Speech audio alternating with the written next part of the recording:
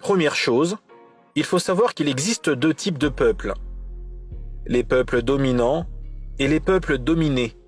Par exemple, les Américains sont un peuple dominant et les Congolais sont un peuple dominé. Mais parmi les peuples dominés, il existe les peuples soumis et les peuples insoumis. Par exemple, les talibans en Afghanistan sont un peuple insoumis. Mais les Congolais sont un peuple soumis. Comment le peuple congolais, jadis guerrier, est devenu un peuple soumis?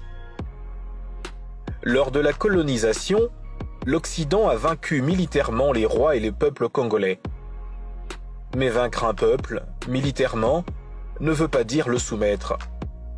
Le processus de la soumission est mental et psychologique.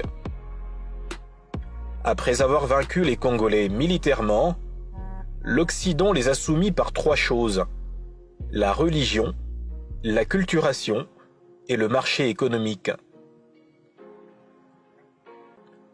Si les Américains ont vaincu les talibans en 2001, mais pendant 20 ans n'ont pas pu soumettre les talibans, c'est parce que l'islam et la culture musulmane est un béton que l'Occident n'arrive pas à soumettre.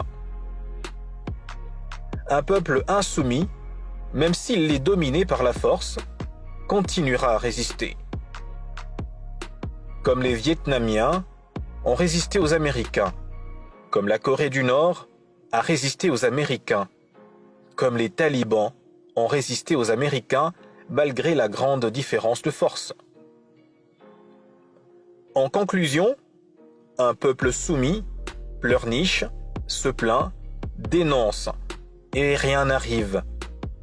Mais un peuple insoumis se tait, s'unit et résiste jusqu'à vaincre ses ennemis.